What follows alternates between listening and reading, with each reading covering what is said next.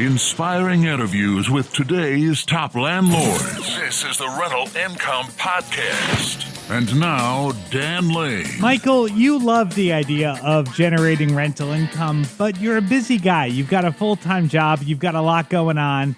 Tell me your strategy. How are you doing this? Yeah, so my strategy really is to acquire rentals, create passive income, all while having a full-time W-2 job, actually conveniently in the real estate industry. But given that's a fairly large time commitment during the week, I really try to find ways to create value through the BRRRR method without having the time commitment of a full rehab. So it's a unique strategy that has worked a few times for me and allowed me to build portfolio while still having a full-time job. That's a little bit of my strategy right now. The BRRRR strategy can definitely make you a lot of money, but there's also a certain amount of risk there. You're dealing with contractors. You never know when you're going to have problems with your contractor, or maybe the contractor is going to have a cost overrun. And you've also got to account for the time that you own the property, that you're paying the mortgage on the property, but it's not making you any money because it's under renovation. Michael has figured out how to take that whole renovation piece out of the BRRRR strategy. And on the show today, we're going to figure out exactly how he's doing it. We'll talk about how he's finding deals. We'll take a look at his numbers and see how his business works. Joining us on the show today from Charlotte is Michael Henry. We'll take a really quick break to thank our sponsors. We'll come right back and we'll jump right into the interview. It's a lot of work to find a really good rental property. And when you actually find that property, you want to make sure you're working with a lender that can get that loan closed. The lender that I recommend is Chaley Ridge from Ridge Lending Group. She's a nationwide lender and her specialty is helping investors finance rental properties. She has a ton of loan programs, and she can find something customized to you for your situation.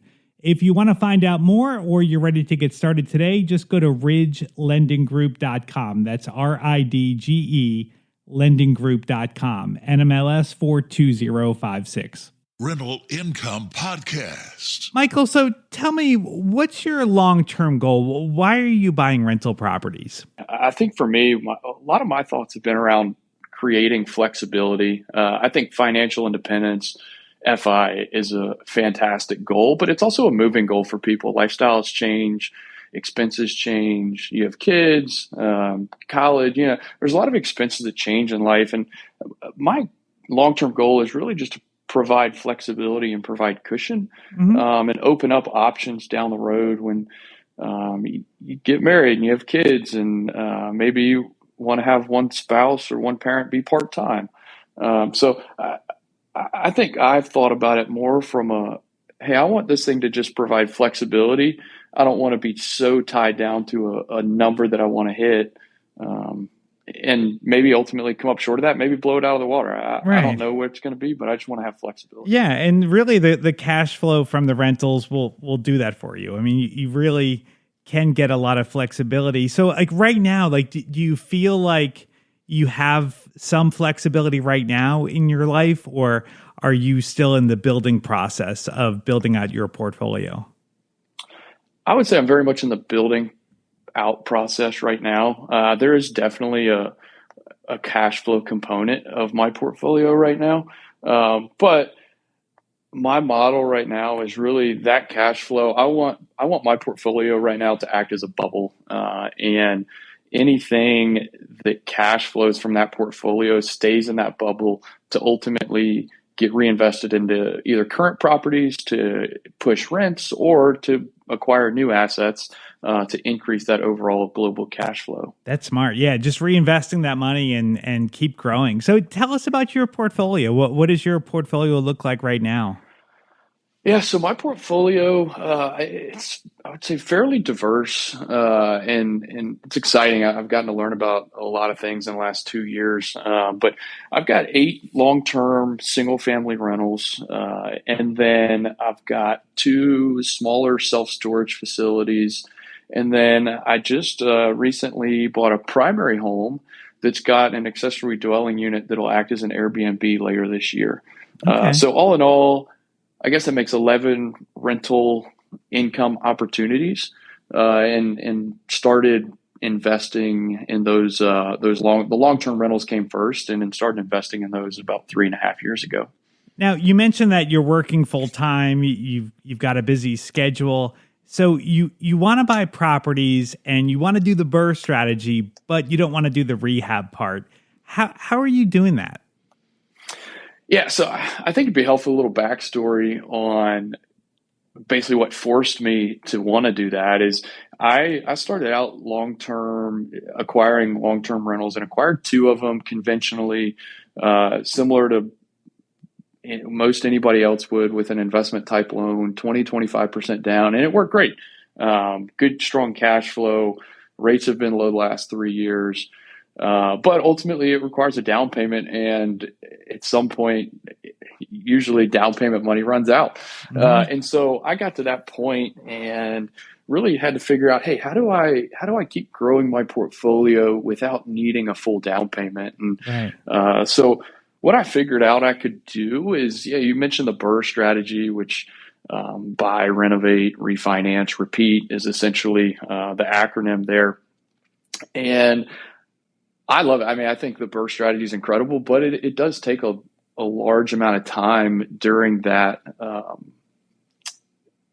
during the renovation stage, and that's not something that I have a ton of just working full time.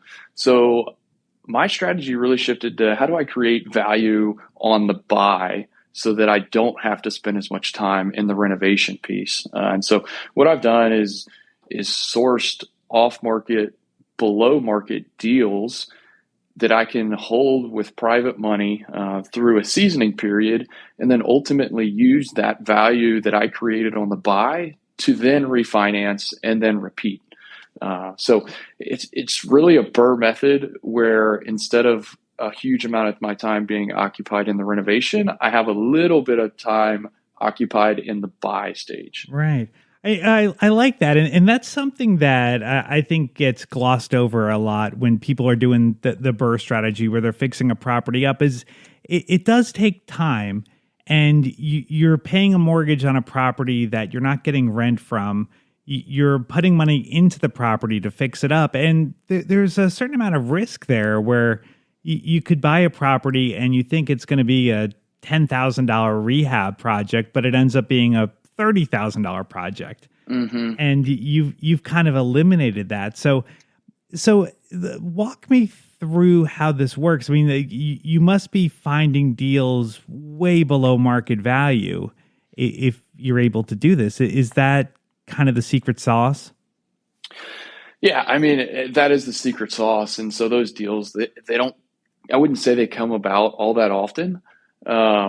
But when they do, they're fantastic from a cash out of pocket standpoint with acquiring a property, and then also they're fantastic from a net worth building standpoint. But what I really like about them is, a renovation is a time commitment during the day. You have to meet contractors at the house. You have to get pricing. You got to coordinate subs. There's a lot that goes into the renovation during the work hours of 8 to 5, which is when I'm occupied with my full-time job, where sourcing an off-market deal, that can be done early in the morning. It can be done late at night. And you might have to take a phone call with a homeowner here and there during the day. But the working hours of sourcing off-market deals can really be done anytime. Where with a renovation, the contractor's not going to meet you at your house at 10 p.m. or 8 p.m. Just because they have a family too that they want to go and spend time with. Right. So that's why I really like it, just because I can do my full-time job, but I can also spend some time here and there building relationships and trying to source these off-market opportunities. Do you have a certain formula that you're working at, like a certain price point that you want to buy the properties for, and what you think they're going to be worth? Or are you just looking for good deals, and when you find a deal, you make it work? My bread and butter the last 3 years has really been in that $100,000 to $150,000 range. I think we see the strongest basically rent to price ratio. You hear the 1% rule. And I see the most homes hitting that 1% rule in that range. That's really been my bread and butter the last few years. Now that price point of home in Charlotte's been tougher and tougher to find. But yeah, I mean, the formula really is like, hey, what is this house going to be worth what is it going to be valued at by an appraiser? And what does that mean I need to buy it at? Because ultimately, my criteria is whatever I'm going to buy it at, I have to be fairly confident that it's going to appraise for at least 20% more so that I can leverage that equity after a seasoning period to close with close to no money out of pocket on that house. Okay. So by seasoning period, generally lenders want to see that you own the property for 6 months before you can refi. That's what you mean? There's some lenders that will say they have a 0-month seasoning period, and then the maximum is typically 6 months. So it's something that talking to a mortgage broker or the lender that you use, it's a question that you just have to ask them and ask them what their comfort level is with the seasoning period. And they'll tell you if it's 3 months, it's 3 months. If it's 6, it's 6. And you just have to essentially hold over those 6 months or 3 months, whatever it is. And then you can actually refinance and use the equity that you've created on the buy. Okay, so you're buying it for at least 20% under market value. So give me like the appraised value that you're shooting for on your deals.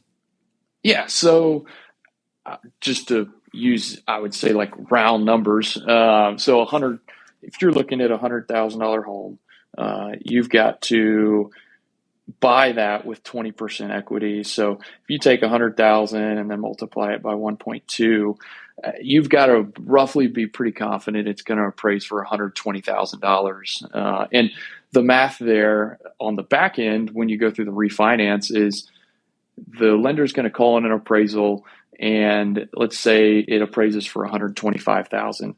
Well, at that point, you can use that $125,000 appraisal and get a loan for up to 80% of that.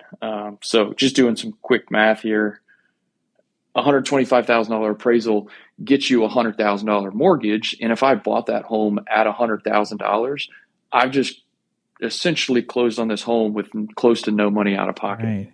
Yeah, I mean, like that really makes so much sense where someone doing the BRRRR strategy might have to buy that property at $80,000, put 20 into it, and now it's worth 100, where you're trying to buy it at 100 and, maybe have it be worth 125 or something like that. Yeah, that's exactly right. Now, the hardest part, I think, in this whole thing is finding those off-market deals. And, with a BRRRR strategy, you're buying a beat-up property. You're buying a property that, maybe the person wants to get rid of it and they're willing to sell it at a discount, where you're looking to buy properties that are in really rent-ready condition. So how are you finding these below-market deals? Yeah, most of the 4 that I've done have all come through relationships. And I think it's something that anybody in the real estate industry will tell you, is that it's such a relationally based industry. But anything from property managers that you use or that you get to know, friends, there are some investor friendly, almost like an MLS, but for investors that you can go on. And I found one on there that I ultimately went directly with the seller. But I think they come through relationships that you build, and it also just comes from you telling people your story and telling people what you do and what you're trying to do. You said you're buying the properties with private money, and then after the seasoning period, then you refi with a long-term loan. How did you find the private money? This particular private money lender is a friend. And so it's really worked out best case scenario for me and for him, where he's got essentially a cash balance account that is, we know what interest rates on banks are. It's like 0.0001. Right. And he sees me as a fairly trusted source for returns. And so he's given me a cap on basically what I can borrow from him, and knows my strategy. He's seen it work a few times. And so there's a comfort level there that's been built, one, through our relationship over the years, but also through trust of seeing the process work a few times. So again, just like the off-market deals that come through relationships, so is this private money. So I think you'll probably see a theme through my story, but also through a lot of the stories I've heard on your podcast of relationships are the make or break in this industry. Yep. And the folks with the most success are typically very strong at building relationships. That's the name of the game. Yeah, real estate is really a relationship game. Now, there's a couple of risks that I see to what you're doing, and I want to see if maybe you've run across any of these problems, or if this is really not a big concern. But the first one I would say is that if the property doesn't appraise, like, so you buy a property and you think it's going to appraise, but for whatever reason it doesn't, that would put you in a bad spot where you don't have enough money to pay off your lender. Has that come up? Yes, it has come up. It's funny. The week that my appraisal is getting done, that's like always my most stressful week when it comes to my portfolio, because you're right. It can put me in I am taking inherently some risk, and it can put me in a tight spot if that house doesn't appraise, and then I have to figure out what do I want to do from there. So what happened? So it just, your appraisal just wasn't at the number you needed it to hit? In that particular instance, I got that appraisal back, was bummed, but I really did think that the house was worth like closer to 175, 180. And so I opted to wait. There were some pending sales on the market that I felt like if those close, it's really going to justify the appraisal that I need. So I waited. I did call in another appraisal. Ultimately, that appraisal came back at 185,000. Which really blew me away. I was ecstatic. It allowed me to fully refinance out of that long-term or short-term loan, and also put a little cash back in my pocket with a cash-out refi aspect of the transaction as well. Yeah, I think the key there is that you really know your market. You really know the values. You were really watching and seeing what was happening, what was coming down the road. Were you working with an agent to help you find that data on the MLS, or is this just watching Zillow? This particular time, I was not working with an agent. I was representing myself, going through the whole process, really just from the knowledge that I gained and learned. And I find, one, you can potentially get a better buy on a home because of that, just because I don't have a buyer's agent commission. If the seller's going direct with me, they don't have a seller's agent commission. So right there, you've created 6% of value. Right. If you can show the seller, hey, if you go out to market with this, you might get 6% more, but you're just going to pay that to agents. So I don't endorse cutting agents out all the time. I do think there's a lot of value they can bring. But when it comes to really specific buy box criteria, that a lot of times is the best chance for me to go direct with a seller and source that on my own, as opposed to have an agent looking on the MLS for what's going to come about. Right. Okay.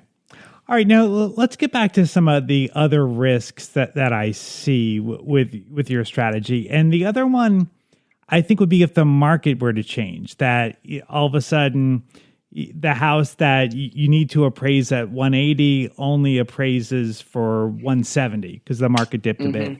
So what would you do in that situation if maybe you had to bring some cash to the table?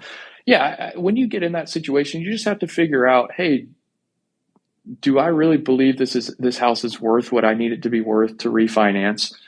And if you're like, I don't, then it's okay. Do I want to sell the home and potentially make a little bit of money just from a buy right? And then you do have some tax implications you have to think about. Or the other thing is, do you have money in reserves? Do you have a cash account that you can bring money to the table and still close on the property? Yeah. So those are really the three options that come through my head. So just to summarize those, one is wait, call in a different appraisal. Two is hopefully wait a full year so that you avoid short-term capital gains, and then sell the property. And hopefully I still made a good enough buy to where I'm netting some money on the sale. Or three, do I just bring some money to the table and hold the property long term, just like I would any other property? Yeah, and that's not the end of the world. I mean, if you had to bring $10,000 to the table, I mean that's still not that bad. And you've got other rentals, and like you said, you're at the beginning of the show that you're saving your cash flow. So hopefully you'll have built up enough cash flow to bring that cash to the table. So before we wrap things up, I want to talk about your primary residence real quick. So tell me about this house. So you said that you have an ADU. So it's a detached unit, full bedroom, full bath, full kitchen, and full living area. So it's really a true short-term or medium-term rental opportunity. And it's a space I haven't done a whole lot with, but part of my underwriting and buying this house was, one, I can leverage a primary home loan, which is low money down. And then I also can rent out that ADU on Airbnb, and the tool that I use there is AirDNA. A lot of people use that as a pretty trusted source in the short-term rental market, and AirDNA is telling me that I can Airbnb that out for anywhere from $2,000 to $2,500 a month, depending on the month. Obviously, short-term rentals are a little seasonal based off of just travel and work and all that stuff. But I'm excited. I'm going to have it set up later this year, and it's an exciting thing to get into, I think, and it's definitely a way that I could see my portfolio moving towards. $2,000 to $2,500, and how much is your mortgage payment on the house? Yeah, so because I did a low money down loan, it is a little bit of a larger mortgage payment than I would probably normally want, but my taxes, insurance, principal paid out every month is right under $3,500 a month. Okay. So yeah, it's a house hack. It's not a house hack that's making, I guess, it's not a house hack that's cash flowing me money, but it is, if you look at am I basically net positive or net negative from an equity or net worth standpoint, it is net positive from a net worth standpoint, which I think is a really good way to look at primary homes and house hacks.